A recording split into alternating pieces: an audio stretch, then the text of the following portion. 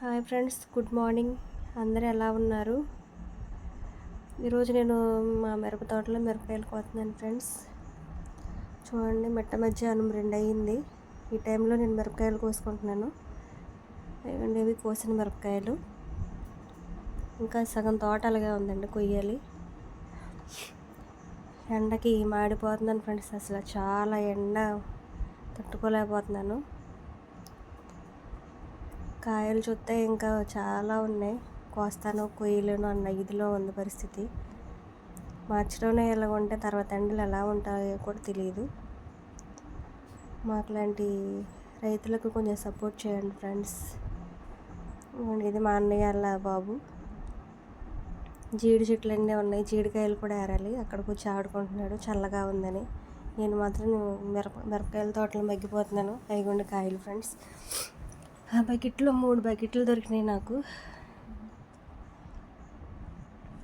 అలా కాయలు కోసిన తర్వాత 2 రోజులు మగ్గబెట్టాలి ఫ్రెండ్స్. మగ్గబెట్టిన తర్వాత అది కూడా ఎండబెడితే అలా ఎండుతాయి కాయలు. ఎండిన తర్వాత అవి తీసుకొని అమ్మాలి. ఇప్పుడు ఇవ్వండి ఫ్రెండ్స్, జీడికాయలు ఏరాలి. మీకు ఎంతమందికి జీడికాయలు అంటే ఇష్టం ఫ్రెండ్స్? కామెంట్ చేయండి. ఎన్ని ఏరాలి ఫ్రెండ్స్? నిన్న కాక మొన్న ఏరాం, మళ్ళీ రోజు విడిచి రోజు ఏరాలి ఫ్రెండ్స్. ఇవి ఈ సంవత్సరం రేట్ ఎలా ఉందో కూడా తెలియదు. ఎండలు మాత్రం మాడిపోతున్నాయి. జీడి చెట్లే కదా అని కింద ఉంటే ఇంకా వేడి ఎక్కువైపోతుంది. చిన్నపిల్లలు, పెద్దవాళ్ళు జాగ్రత్తగా ఉండాలి ఫ్రెండ్స్. ఇవ్వండి జీడికాయలు, చూడండి ఎలా ఉన్నాయో.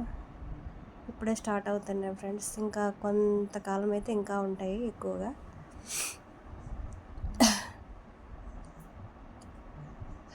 చూడండి ఫ్రెండ్స్, ఇవ్వండి. ఉప్పు కారం వేసుకొని తింటే అసలు చాలా టేస్టీగా ఉంటాయి కాయలు. ఒకసారి మీరు కూడా ట్రై చేయండి. ఇవ్వండి, మా పొలంలో నాటుకోళ్ళ షెడ్ కూడా వేస్తాను, అది కూడా వీడియో తీస్తాను. అక్కడ కాపలాకి కుక్కలు అనమాట. ఒకరోజు అవి కూడా వీడియో చేసి అప్లోడ్ చేస్తాను. నాటుకోళ్ళు, ఒక పక్క వ్యవసాయం, మొక్కజొన్న అండ్ బ్యాన్ పొగ కూడా అయిపోయింది ఫ్రెండ్స్. ఇంకా చీడి తోట ఉంది. ఇది మా అక్కల పాప వీడియో తీసింతనే, నేను పని చేసుకుంటా ఉంటే. వెళ్ళిపోతున్నాం ఫ్రెండ్స్ ఇంకా ఇంటికి.